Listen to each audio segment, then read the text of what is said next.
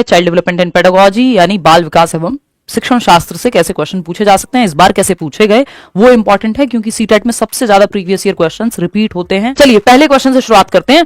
Which of these statements would advocate of progressive education agree with? मतलब क्या है? प्रगतिशील शिक्षा के हिमायती इनमें से किस कथन से सहमत होंगे?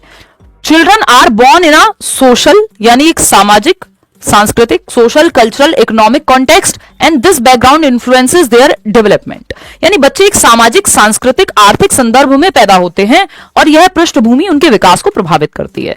यानी बच्चा जब पैदा हुआ है तो एक समाज में हुआ होगा, एक सोसाइटी होगी। वो अगर भारत के किसी गांव में पैदा हुआ है तो वहां एक तरह का माहौल होगा, अगर वो अमेरिका के किसी शहर में पैदा हुआ है तो एक अलग तरह का माहौल होगा, वो अफगानिस्तान में पैदा हुआ है तो समाज अलग तरह का होगा। उसी तरह से संस्कृति भी अलग तरह की होगी। इकोनॉमिक कॉन्टेक्स्ट बहुत मैटर करेगा। अगर मान लीजिए सेम देश में भी है बच्चा, तब भी अगर उसकी आर्थिक स्थिति बहुत खराब है, डिसएडवांटेज या कहेंगे कि डेप्राइव्ड, वंचित समूह से है, तो उस केस में भी आर्थिक स्थिति का बहुत ज्यादा प्रभाव पड़ेगा बच्चे के विकास पे।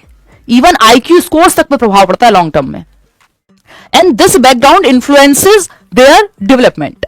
मतलब ये जो बैकग्राउंड है कि वो किस समाज में पैदा हुए हैं, किस संस्कृति में, क्या आर्थिक स्थिति है उनकी, ये सब बच्चे के विकास को प्रभावित करेगा। भाई ठीक से खाना मिलेगा भी या नहीं, पोषण ठीक से मिलेगा कि नहीं, शिक्षा ठीक से मिलेगी कि नहीं, उस समाज में क्या लड़कियों की क्या स्थिति है, कैसा समाज है, क्या त्योहार मनाता है, क्या पढ़ता क्या है, तो ये सब चीज प्रभावित करेंगी बच्चे के विकास को कि वो कैसे डेवलप होगा। ये बात एकदम सही है। तो प्रोग्रेसिव एजुकेशन यही कह रही है कि आप सोसाइटी, कल्चर, प्रेजेंट लाइफ के लिए सिखाइए, ये सारी बातें कर रही है, ना कि बाकी सब। ठीक है। Changes in emotion, self perception and interpersonal relationships with families, peers and friends are studied under dash domain of development. विकास के डैश आयाम में, यानी विकास के किस आयाम में, आयाम के तहत भावनाओं यानी इमोशंस, आत्मधारणा, सेल्फ का कॉन्सेप्ट, मैं कौन हूं, परिवार, साथियों यानी दोस्त, सेम उम्र के लोग के साथ पारस्परिक संबंधों में परिवर्तन का अध्ययन किया जाता है। सिर्फ भाषा की तो बात नहीं हुई, यहां पे इमोशंस की बात हो रही है, बच्चे के सेल्फ परसेप्शन, वो खुद को कैसे देखता है, इस चीज की बात हो रही है, बाकी लोगों के साथ कैसे रिश्ते हैं, इस चीज की बात हो रही है। तो सिर्फ फिजिकल डेवलपमेंट कहें ये कहना गलत होगा क्योंकि शारीरिक विकास, उसका शरीर, हाइट बढ़ रहा है, ये सब की बात तो नहीं हो रही है। सिर्फ कॉग्निटिव यानी दिमाग से संबंधित विकास, संज्ञानात्मक यानी थिंकिंग, रीजनिंग, प्रॉब्लम सॉल्विंग, सिर्फ इसकी बात भी नहीं हो रही है, इमोशंस की भी बात हो रही है यहाँ पे, समाज की भी बात हो रही है यहाँ पे। लिंग्विस्टिक, सिर्फ भाषा की बात तो नहीं हो रही है। तो या तो सोशियो इमोशनल होता है ऑप्शन में, सामाजिक, सामवेगिक, जहां समाज और इमोशंस विकसित हो रहे हैं, वो नहीं है तो एक ही ऑप्शन सही बचता है यहाँ, साइको सोशल यानी व्यवहार, रुचियां यानी बच्चे का व्यवहार, उसकी रुचियां, वो किस चीज में इंटरेस्ट लेता है, स्पोर्ट्स में, म्यूजिक में, पेंटिंग में, ड्राइंग में, दृष्टिकोण, वो देखता कैसे है चीजों को, कौशल, उसकी स्किल्स क्या है, ड्राइंग, पेंटिंग, स्पोर्ट्स, मैथ्स में बहुत अच्छा है, कोई और स्किल, कोडिंग आती है या कोडिंग सीखने में इंटरेस्ट है, और व्यक्तित्व लक्षण जिन्हें एक संस्कृति विशिष्ट जेंडर के लिए उपयुक्त मानती है। मतलब अगर कोई मेल जेंडर से है, अगर कोई बच्चा है जो मेल है, एक बॉय चाइल्ड है और दूसरा गर्ल चाइल्ड है, तो मेल और फीमेल्स के लिए क्या इंटरेस्ट हो, क्या उनके स्किल्स हो, क्या उनका व्यवहार हो, क्या उनका एटीट्यूड हो, क्या पर्सनैलिटी ट्रेट्स हो, ये सब समाज अगर कह रहा है कि ये वाली चीजें मेल्स के लिए अप्रोप्रिएट है, ये वाली चीजें फीमेल्स के लिए अप्रोप्रिएट है ना। शर्ट तो भाई लड़के पहनेंगे, है ना, साड़ी तो लड़कियां पहनेंगी, खाना तो लड़कियां बनाएंगी, बाइक तो लड़के चलाएंगे, अगर इस तरह की चीजें समाज क्या बना दे रहा है, ये रोल बना रहा है, ये बाद में जाकर के स्टीरियोटाइप बनते हैं फिर। तो ये जेंडर रोल्स हैं, यानी behaviours, interest, attitude, skills and personality traits that our culture considers. संस्कृति जैसा माहौल है उस संस्कृति में वो अगर कंसिडर करता है तो ये जेंडर रोल्स कहलाएंगे। ये जेंडर के हिसाब से आपने काम या बाकी सारी चीजें जेंडर के मुताबिक बांट दी। ठीक है कि भाई स्पोर्ट्स में तो लड़के जाएंगे, तो ये क्या जेंडर रोल्स आपने बना दिए समाज ने, एंड आर कल्चरली डिफाइंड। संस्कृति, अलग अलग संस्कृति में अलग अलग रोल्स होते हैं, जरूरी नहीं है जो हमारे यहाँ है वो बाकी दुनिया में भी वैसा ही चल रहा हो कि भाई इंडिया में अगर कह दिया कि नहीं नहीं लड़कियां तो यही करेंगी और लड़के तो वही करेंगे, घर में रहना बहुत नॉर्मल बात है, गाड़ी चलाना लड़कों के लिए तो नॉर्मल है लेकिन लड़कियों के लिए नहीं है, तो ये कल्चर ने डिफाइन कर दिया जेंडर रोल को। जेंडर रोल्स समाज ने बनाए, ये जेनेटिकली डिटरमाइंड होते हैं, नहीं, जेनेटिक्स से कहीं नहीं आ रहे हैं, ये आपके कल्चर ने तैयार किए हैं बढ़िया तरीके से। यही कहानियां सुनाओ महिलाओं को, कहो उनको बेटा तुम तो चुप रहा करो, तुम्हें अगले घर जाना है, ज्यादा उल्टे जवाब देती हुई लड़कियां अच्छी नहीं लगती हैं, क्यों, क्योंकि कल्चर कह रहा है इसलिए।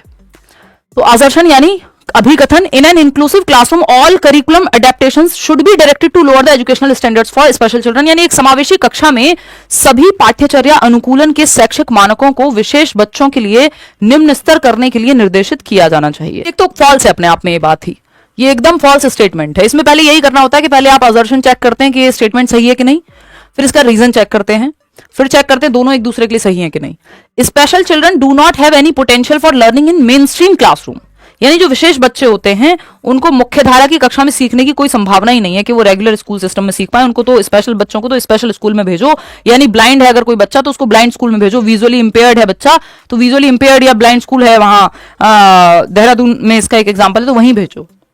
ये गलत तरीका है कि एक बच्चा है जो चलने में दिक्कत है तो उसको उसके लिए एक अलग, जो बच्चा है डेफ और डम्ब है जो सुन नहीं सकता, मूक बधिर जिसको बोलते हैं या बोल नहीं सकता, तो उनको अलग स्कूल में भेजो। ये गलत तरीका है, स्पेशल स्कूल की जरूरत नहीं है। मतलब ऐसा नहीं कि वो कंपलसरी होना चाहिए, इंक्लूसिव एजुकेशन में सीख सकता है बच्चा, जरूरत है ठीक है वो आप जा सकते हो, बने हुए हैं स्कूल्स, लेकिन एक रेगुलर स्कूल सिस्टम में डिफरेंट एबिलिटी वाला बच्चा सीख सकता है, जो दिव्यांग बच्चा है वो भी सीख सकता है। तो विशेष बच्चों को मुख्य धारा में नहीं सिखा सकते, मेन स्ट्रीम नॉर्मल स्कूल में नहीं सिखा सकते, ये कहना गलत होगा। तो दोनों ही बातें गलत हैं। ए ऑप्शन जो फर्स्ट ऑप्शन है number 1, both A and R are false, दोनों ही बातें गलत हैं। तो रीजन को तो क्या ही टेस्ट करें, है ना, दोनों ही स्टेटमेंट अपने आप में रॉन्ग है। As per Jean Piaget's theory of cognitive development, संज्ञानात्मक विकास या इंटेलेक्चुअल डेवलपमेंट या बुद्धि का विकास कैसे होता है, इस पे पियाजे ने थियरी दी है। तो उसके अनुसार previous knowledge doesn't play any role in the process of learning, यानी जो पूर्व ज्ञान होता है सीखने की प्रक्रिया में उसकी कोई भूमिका नहीं है, यानी बच्चे को जो पहले से आता है जो उसके अनुभव है उनका कोई रोल नहीं है, ऐसा पियाजे नहीं कहते। वो कहते हैं जो बच्चे को आता है, जो भी अनुभव वो लेकर के आया है, वो नन्हा वैज्ञानिक है, लिटिल साइंटिस्ट है बच्चा, जो करके सीखेगा एक्टिविटी अपने अनुभव से। ये कहना अनुभव इंपॉर्टेंट नहीं है तो हटा दो इसको। Biological factors such as maturation don't play any role in cognitive development, यानी आपके जो जेनेटिक्स हैं वो आपके संज्ञान या आपके इंटेलेक्ट में कोई भी रोल प्ले नहीं करते, ये कहना गलत होगा। पियाजे ने 4 फैक्टर्स हैं उनके, MESE से मैं याद कराती हूँ, मेच्योरिटी, एक्सपीरियंस, इक्विलिब्रियम और आपका social experience.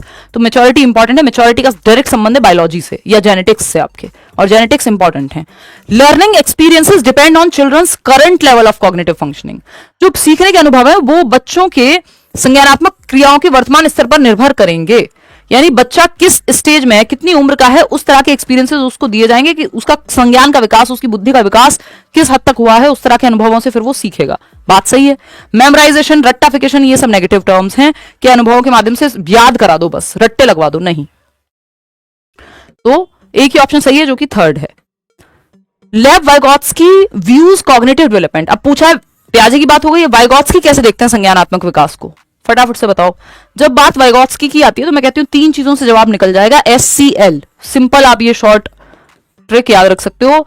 S for society, भाई समाज की बात करेंगे कि सोशियो कल्चरल अप्रोच इनकी थियरी का ही नाम है, समाज, संस्कृति और भाषा, ये 3 चीजें सबसे ज्यादा महत्वपूर्ण है वाइगोत्स्की की थियरी में, दिमाग के विकास के लिए, संज्ञानात्मक विकास के लिए। दोनों पियाजे वाइगोत्स्की संज्ञान के विकास की ही बात करते हैं, ठीक है। तो Lev Vygotsky views cognitive development as effective adoption to the environment process, collaborative process है, इंडिविजुअल एक्टिविटी है, यूनिफाइड एक्टिविटी है। देखो ये इंडिविजुअल एक्टिविटी की बात तो नहीं करेंगे, समाज, कल्चर, ग्रुप में सीखने की बात करेंगे, भाषा के माध्यम से सीखने की बात करेंगे, तो ये तो हट जाएगा। कोलैबोरेटिव होगा या फिर यूनिफाइड होगा, अभी देखेंगे। Effective adoption to the environment process, environment की बजाय समाज की बात करते हैं वाइगोत्स्की, ठीक है। पर्यावरण में तो पेड़ पौधे ये सब भी हो सकते हैं, जिसकी बात पियाजे ज्यादा करेंगे, समाज की बात वाइगोत्स्की ज्यादा करेंगे, ठीक है। तो यूनिफाइड प्रोसेस इसलिए नहीं होगा क्योंकि पता नहीं है हमें किस चीज का यूनिफाइड प्रोसेस, कौन सा एकीकरण, समाज का, एनवायरमेंट का, किसका। तो जो हमारे सामने इससे बेहतर ऑप्शन अवेलेबल है कि कोलैबोरेटिव प्रोसेस है, समाज और संस्कृति की, यानी बच्चा ग्रुप में सीखेगा एक दूसरे के साथ। हम एक दूसरे से कहानियां सुन के सीखते हैं, दादी नानी की कहानियों से हम बहुत कुछ सीखते हैं, तो सहयोग करके सीखता है बच्चा, ग्रुप में सीखता है, ऐसी बात वाइगोत्स्की करते हैं। तो second option is the right answer.